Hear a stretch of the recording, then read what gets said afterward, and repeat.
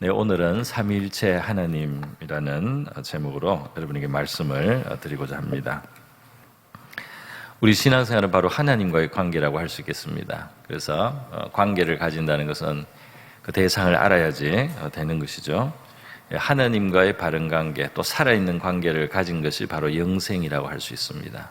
그래서 이 영생은 이 천국 죽은 이후에 내세뿐 아니라 이 땅에서의 우리의 삶이 하나님과의 바른 관계, 또 살아있는 관계에 들어갔을 때 영생을 가졌다, 이렇게 말씀을 하는 겁니다. 바로 영생을, 영원한 생명, 또 영원한 복락의 원천이신 하나님께 연결된 삶, 이것을 영생이라고 하는 것입니다. 그러므로 하나님을 바로 알고 그 관계를 바르게 또 깊게 온전하게 이루어가는 것이 우리의 구원받은 삶의 풍부함을 우리가 누리는 비결이라고 할 수가 있겠습니다.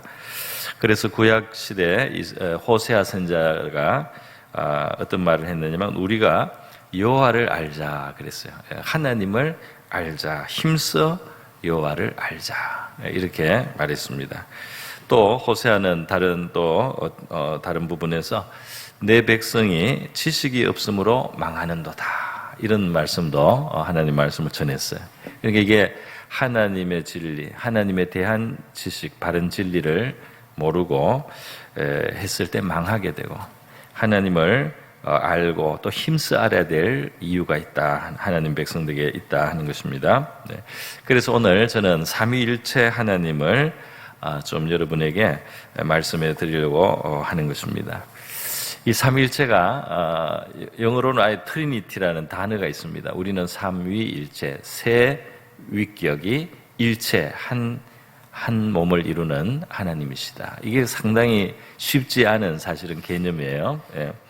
그럼에도 불구하고 성경은 삼위일체를 사실 증거하고 있습니다. 우리 예를 들어서 마태복음 28장에 보면 부활하신 예수님께서 이 제자들에게 나타나셔서 말씀하시기를 하늘과 땅의 모든 권세를 내게 주셨는데 너희는 모든 민족에게 가서 그들에게 이 복음 전하고 그들을 제자로 삼고 아버지와 아들과 성령의 이름으로 세례를 베풀어라 그랬어요.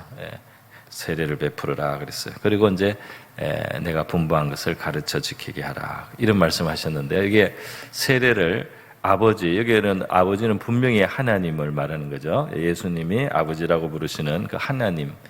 그런데 이 하나님의 이름으로 세례를 줘서 사람을 구원하는 그 하나님의 이름만 쓰지 않고 여기에 아들이라고 했는데, 이 아들은 바로 하나님의 아들 예수님을 말하는 거죠. 성자 예수, 거룩하신 하나님의 아들 성자 예수, 그리고 또 거룩한 영 성령 하나님. 그래서 이 성부와 성자와 성령의 이름으로 세례를 주라 그랬어요. 그래서 우리 교회에서도 1년에 2번 세례식을 베풀 때 성부와 성자와 성령의 이름으로 세례를 주노라, 이렇게 하면서 세례를 베풉니다. 그러니까 이 하나님과 누가 나란히 이름을 할 수가 있습니까? 하나님하고 격이 많이 떨어지는 다른 존재가 하나님하고 나란히 있으면서 사람을 구원하는 거룩한 예식에 그 이름을 올릴 수가 없는 것이에요. 그런데 아버지와 아들과 성령의 이름으로 하고 이거를 나란히 이렇게 두셨다, 이 말입니다. 삼위가 있는데 이분들의 어떤 종기와 영광이 동일하기 때문에, 그들의 권위가 동일하시기 때문에 이렇게 두는 것이다, 이렇게 우리는 해석을 하는 것입니다.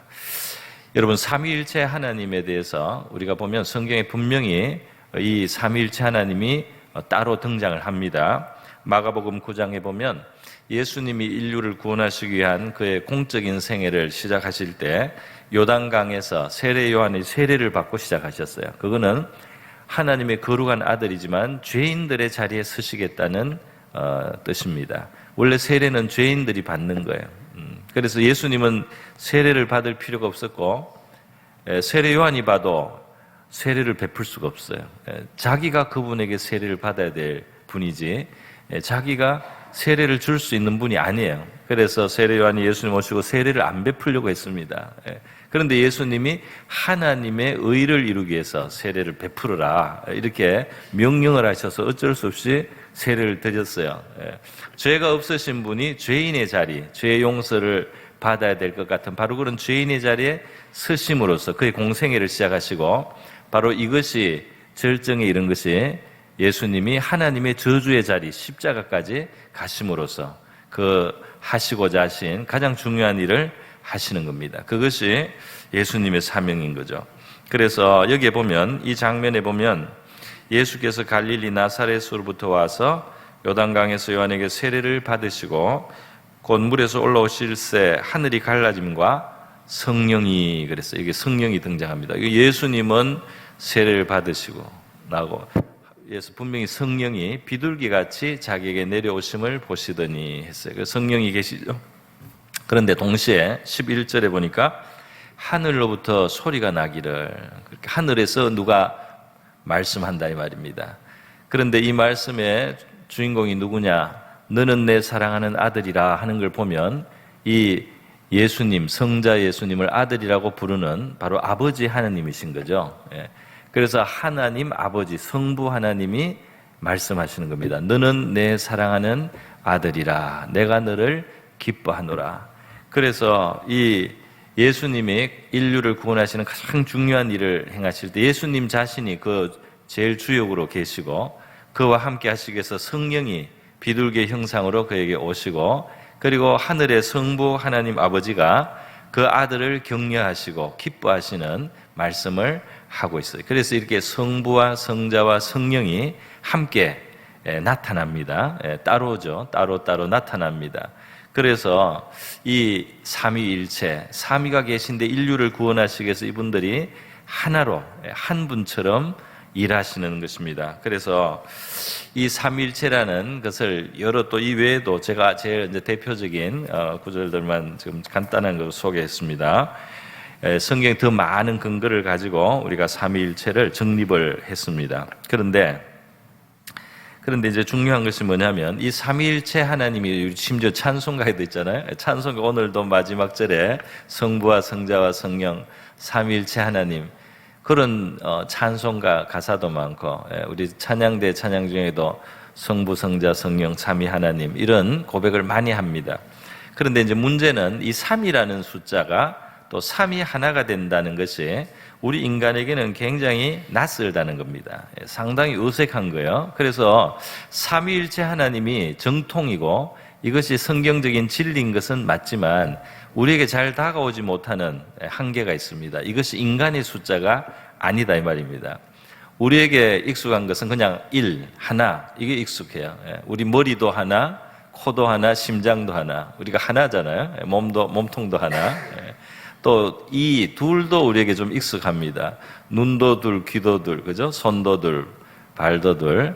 이렇게 해서 이 2라는 숫자도 우리 인간의 몸에 있는 숫자예요. 또 다섯, 우리 손가락 다섯이라든지 합쳐서 10이라든지 이런 숫자들은 우리가 익숙한데요. 3이라는 숫자는 사실 우리 몸에서 나는 찾을 수가 없어요. 이거는 사람과 별로 관계되지 않은 숫자입니다. 그런데 이것이 바로 하나님의 존재, 하나님의 그 안에 있는 비밀한 하나님의 모습을 이 3이라는 숫자가 설명을 해준단 말입니다. 그래서 이것이 성경적이다. 그리고 이것이 하나님이 자신을 알리신 속에 우리가 알게 원하시는 것이다. 이렇게 알기는 하지만 이것이 이제 우리에게 잘 다가오지 않아서 삼위일체 하나님 이렇게 고백을 해도 이게 내용이 잘 마음속에 떠오르지 않는 그런 면이 있다 이 말입니다. 그래서 오늘 저는 이 삼위일체 하나님이 하나님의 존재하는 방식을 보여주는 거라면 그 삼위일체 하나님을 우리가 고백할 때 그것을 우리 가슴에 와닿게, 그것이 어떤 진짜 의미가 있는지, 우리 신앙인에게 어떤 의미를 가지는 것인지를 오늘 함께 한번 생각해보고 그 진리를 우리가 함께 받을 수 있기를 바랍니다. 여러분, 이 성경은 말이죠, 우리가 이 3이라는 숫자에 어려워한다는 걸 알아요. 세 개를 한꺼번에 생각하기 어려운 거예요. 2개 정도는 생각할 수 있는데 세 개가 어렵다 이 말입니다. 그래서 성경은 우리에게 이 삼위일체의 진리를 어떤 식으로 알려주냐 하면 두 위가 동일한 것을 가지고 우리에게 설명을 해줘요. 그것이 성경적인 방법입니다. 삼일체를 우리에게 가르쳐주는. 그래서 이 두 위가 아버지와 아들, 그리고 아들과 성령, 이것이 일체라는 사실을 우리에게 이제 말씀함으로 우리에게 이해되게 하실 뿐 아니라 그게 중요한 이제 의미를 담고 우리에게 믿음을 주시는 것이 있습니다. 먼저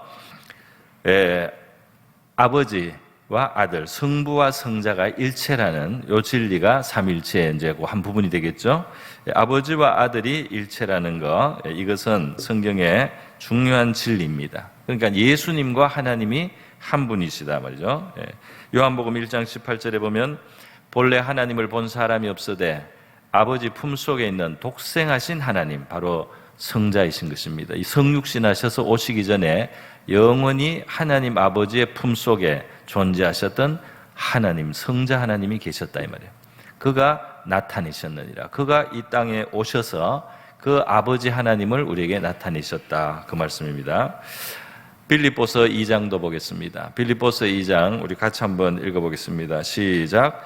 너희 안에 이 마음을 품으라. 곧 그리스도 예수의 마음이니 그는 근본 하나님의 본체시나 동등됨을 취할 것으로 여기지 아니하시고 오히려 자기를 비워 종의 형체를 가지사 사람들과 같이 되셨고 사람의 모양으로 나타나사 자기를 낮추시고 죽기까지 복종하셨으니 곧 십자가에 죽으심이라. 아멘.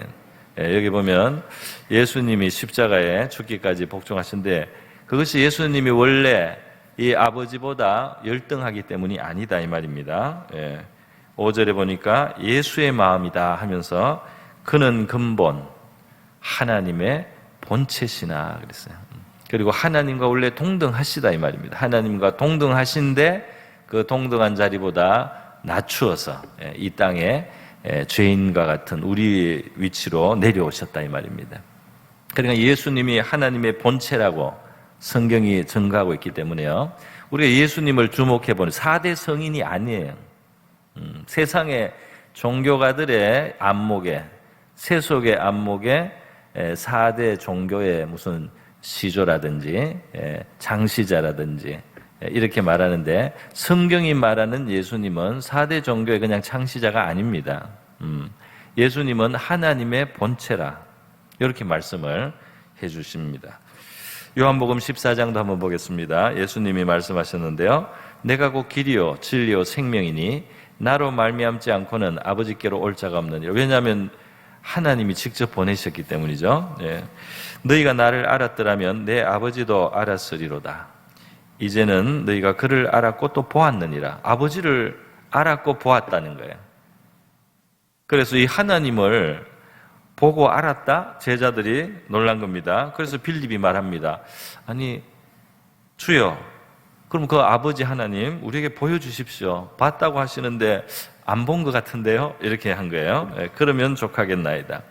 그랬더니 예수님께서 빌립아, 내가 이렇게 오래 너희와 함께 있으되 너가 나를 알지 못하느냐. 나를 본 자는 아버지를 보았거늘 어찌하여 아버지를 보이라 하느냐. 그러니까 예수님을 본 자가 바로 하나님 아버지를 보고 있는 것이다 이 말입니다. 할렐루야. 그래서 여러분 이 놀라운 말씀을 예수님이 하시고 있어요. 또 요한복음 10장에도 예수님은 놀라운 말씀을 합니다. 내 양은 내 음성을 들으며 나는 그들을 알며 그들은 나를 따르느니라. 내가 그들에게 영생을 주노니 영원히 멸망하지 아니할 것이요 또 그들을 내 손에서 빼앗을 자가 없느니라. 그들을 주신 내 아버지는 만물보다 크심에 아무도 아버지 손에서 빼앗을 수 없느니라. 여러분 여기 보면 놀라운 말씀이죠. 뭐냐면 내 손에서 빼앗을 자가 없느니라 그래서 28절에. 그런데 29절에 아버지 손에서 빼앗을 수 없느니라. 예수님의 손, 아버지 하나님의 손, 같은 손이에요. 그래서 내 손에서 빼앗을 수 없다. 내 아버지의 손에서 빼앗을 수 없다. 이렇게 말씀을 하시고요. 30절에 뭐라고 하십니까? 나와 아버지는 하나이니라. 하신대. 그래서 참 다 놀랄 수밖에 없는 겁니다. 여러분, 이것이 성자께서 바로 근본 하나님의 본체시다. 이것이 삼위일체를 생각할 때 우리가 생각하는 거예요. 그러니까 예수님이 바로 이 하나님의 본체시라는 것을 마음에 생각하는 겁니다. 삼위일체라고 우리가 고백을 할 때. 그래서 이것이 진짜 어떤 의미를 가지느냐. 우리가 십자가를 찬양하거나 고백할 때도 여기에 이게 적용이 되는 거예요. 무슨 말이에요? 십자가는 그냥 한 사람의 피가 아니다 이 말입니다. 십자가는 그냥 어떤 억울한 이 선지자의 죽음이 아니다 이 말이에요. 여기에 십자가는 바로 본체 하나님의 본체이신 분이 와서 인류를 위하여 희생하신, 자기를 제물로 바친 그런 사건이었다, 그런 일이었다 하는 것입니다. 이것이 좀 더 다가오게 우리가 표현하자면 사도행전 20장 28절에 사도 바울이 에베소 장로들을 불러서 이야기할 때 이렇게 표현합니다. 여러분은 자기를 위해서 또는 온 양떼를 위해서 삼가십시오. 성령이 그들 가운데 여러분을 감독자로 삼고 하나님이 자기 피로 사신 교회를 보살피게 하셨습니다. 이렇게 말했어요. 무슨 말이에요? 이게 하나님이 자기 피로 사신, 그렇게 돼 있잖아요. 하나님이 그냥 누구의 피 이렇게 하지 않고, 이게 이제 십자가의 보혈인데요. 그 십자가의 보혈을 하나님 자기의 피라고 말하고 있습니다. 할렐루야. 십자가는 그냥 어느 억울한 선지자의 피가 아니에요. 십자가는 하나님 자신의 피다, 이렇게 말씀을 하고 있습니다. 여러분, 성자 예수님이 바로 하나님 아버지와 동일하신 분 하나님이시다. 그래서 우리가 우리의 죄를 위해서 하나님이 하셨다고 하는, 희생하신 우리의 죄를 해결하기 위해서 죄값을 치른 십자가 피 흘림, 죽음은 그 십자가의 가치와 무게가, 그래서 여기서 이제 나오는 것이죠. 바로 하나님의 피기 때문에, 하나님 자신의 피기 때문에 우리의 억만 죄악을 씻을 수 있는, 우리 모든 피조물의 죄를 청산하고도 남는 그 무게와 값어치와 그 중량을 가진, 그 값을 가진 엄청난 그 피의 권세가 있다. 죄를 씻을 수 있는 능력이 있다는 것입니다. 여러분, 그래서 삼위일체 할 때 바로 우리에게 적용되는 것은 그거예요. 우리의 이 문제, 가장 심각한 우리의 문제들을 해결해 주시기 위해서 이 낮은 곳에 몸소 하나님이 찾아오셨다 이 말입니다. 하나님이 찾아오셨다. 그리고 하나님은 그것을 자기가 짊어지는 방식으로 해결하신다 이 말입니다. 진실하신 하나님이 그것을 자기가 홀로 짊어지신다 이 말입니다. 그래서 바로 이분이 참 하나님이다 이 말입니다. 할렐루야. 하나님은 멀리 계셔서 이 정의의 재판, 정의의 이 저울을 들고 요 사람이 선이 맞나 이 악이 맞나, 선행이 맞나 악행이 맞나, 이거 저울질 해가지고 거기에 따라서 그냥 이쪽으로 기울면 치고 이쪽으로 기울면 봐주는 그런 멀리 계신 재판장이 아니라는 겁니다. 그는 우리를 위해서 찾아오시고 그것을 자기가 짊어지신 바로 그 하나님, 우리를 위해서 죽어주실 수 있는 그 하나님이 참 하나님이다 이 말이에요. 그 하나님을 성경이 말씀한다 이 말입니다. 할렐루야. 이것이 삼위일체를 할 때 성부와 성자가 동일하시다, 그 고백이 포함하는 의미라고 할 수 있겠습니다. 이제 두 번째로 말씀을 드리겠습니다. 그것은 바로 성자와 성령이 일체이시다 하는 거죠. 여러분, 예수님은 제자들과 함께 계실 때 내가 가면 성령이 오신다 이 말이죠. 또는 성령을 보내주신다 이렇게 표현도 되어 있습니다. 그런데요, 요한복음 20장에 보면 부활하신 후에 예수님이 나타나셔서 제자들에게 평안이 있을지어다 이러면서 나타나셨어요. 이때 아직 제자들은 뭐가 뭔지 어리둥절해가지고 두려워하고 예수님의 무덤이 빈 것만 보고 예수님의 시체를 누가 훔쳐갔다 이렇게도 오해를 하고 그냥 당황을 하는데, 부활하신 예수님이 찾아오셨어요. 그래서 제자들이 문을 닫고 있는데도 그냥 그 안에 착 오셨어요. 그게 이제 부활하신 몸이 차원이 다른 겁니다. 그러면서 평강이 있을지어다 그러시더니요, 손과 옆구리를 보여주신 거예요. 그래서 이 제자들이 보고 정말 못자국을 보고 옆구리에 창자국이 보입니다. 그래서 제자들이 보고 정말 예수님인 걸 확인하고 너무나 기뻐했어요. 예수님이 다시 한번 평강이 있을지어다 그러면서 아버지께서 나를 보내신 것 같이 나도 너희를 보내노라 그러면서요, 이 말씀을 하시고 그들을 향하여 숨을 내쉬며 이르시되 성령을 받으라. 그러니까 예수님이 후 하고 숨을 내쉬면서 성령을 받으라 이렇게 말씀하신 겁니다. 그러니까 성령이 뭐예요? 바로 예수님의 이 호흡과 같이 예수님께로부터 나오는, 그런데 이 숨이라는 말은, 퍼뉴마라는 이 헬라어는 그게 그 자체가 뜻이 이중적입니다. 숨, 바람, 영입니다. 영. 그래서 이 숨을 내셨다는 건 영을 내셨다 이렇게도 되는 거예요. 그래서 이 성령을 받으라 하면서 후 부심으로써 뭘 제자들에게 보여주셨나 하면 바로 성령은 다름이 아니라 예수님의 영이다. 예수님의 숨, 예수님의 영이다. 영으로 찾아오실 예수님이다. 이것을 예수님이 미리 예고를 해주신 겁니다. 그래서 이 아버지가 나를 보내신 같이 나도 너희를 보냈노라 하고 이 성령을 불어 넣으시는 걸 보면 이 예수님이 아버지의 뜻을 받들어 수행하는, 아버지의 뜻을 이루어 드리지 않습니까? 오셔서 그것처럼 우리도 주님의 뜻을 이루는 사람으로 이 땅을 살기 위해서는 바로 이 성령이 함께 하셔야 되는 거죠. 그래서 이 성령을 후하고 성령을 받으라 하는 것입니다. 자, 여러분, 그렇다고 성령을 예수님이 자기하고 구분이 안 되는 그렇게 말씀하신 건 아니에요. 요한복음 14장에 보면 내가 아버지께 구하겠으니 또 다른 보혜사를 너희에게 주사 영원토록 너희와 함께 있게 하시리니 그랬어요. 그러니까 이게 여기 알렐로스라는 이 단어는 똑같은데 구분이 있다 이 말입니다. 똑같은데 여기 하나가 또 있는 게 맞아요. 있는 게 맞아요. 그래서 여기 계시다 이 말입니다.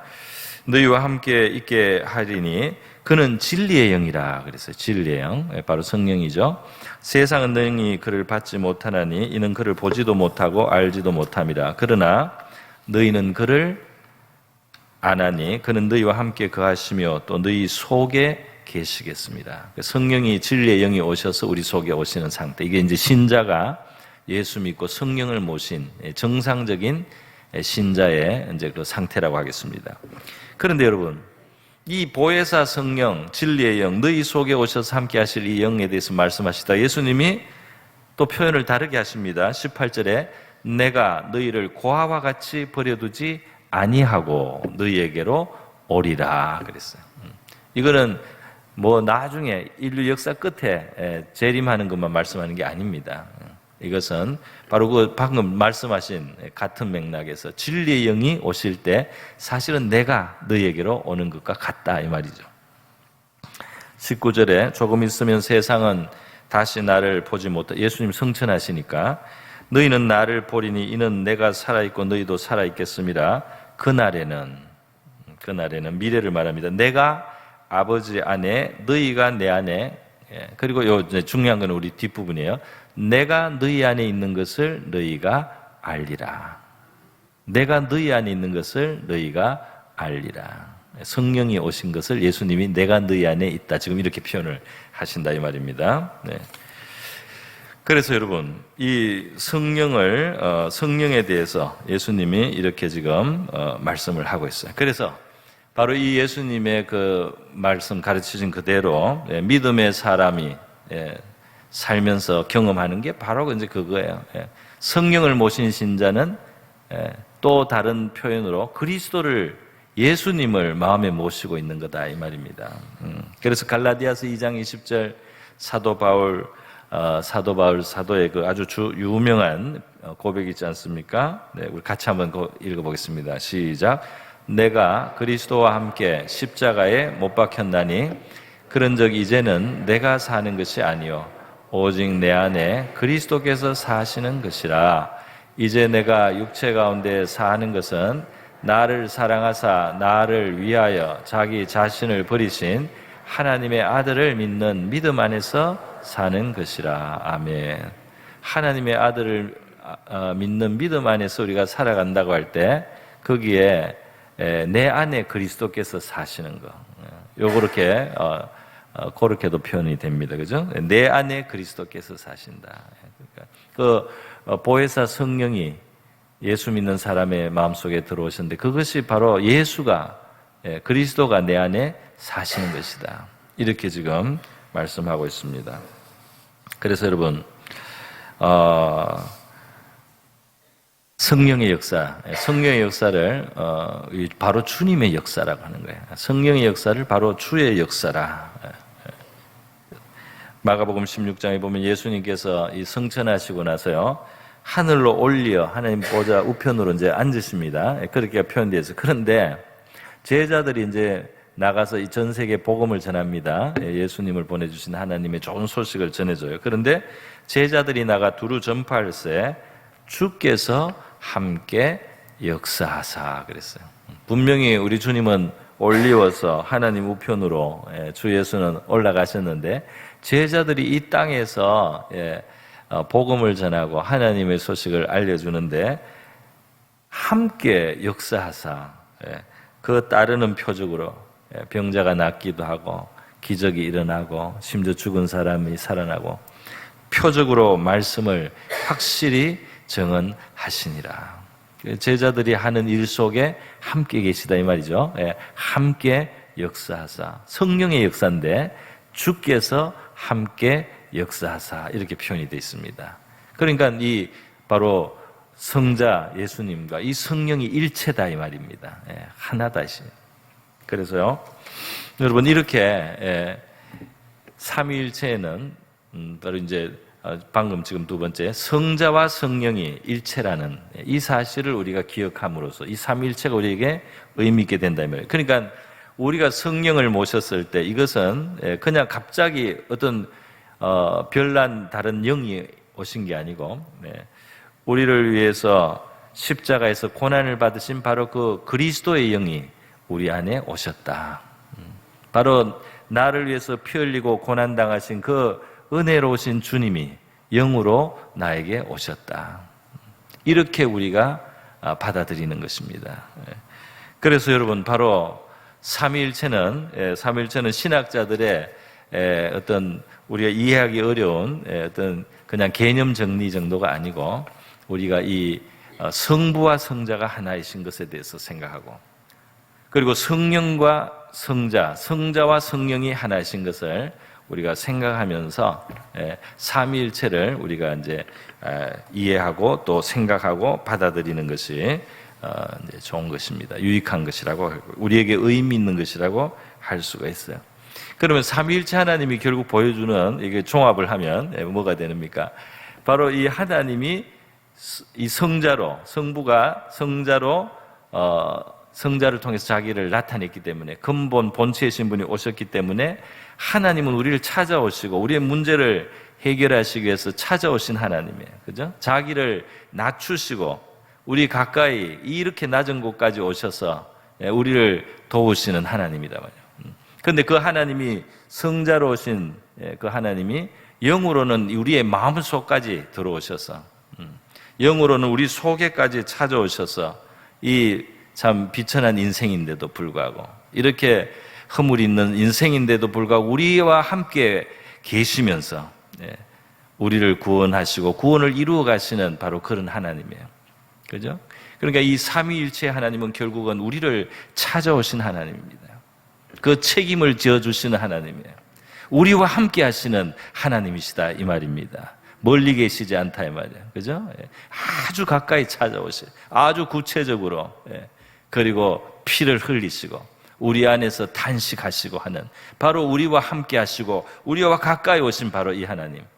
그 하나님의 의미가 삼위일체 하나님 속에 들어있는 줄 믿습니다. 오늘 우리 기회가 있을 때 바로 이 하나님을 우리가 묵상하고 그 하나님을 우리가 친근히 또 감사히 여기고요. 그 하나님을 묵상할 때 우리의 믿음에 새로운 힘을 얻게 될 줄 믿습니다.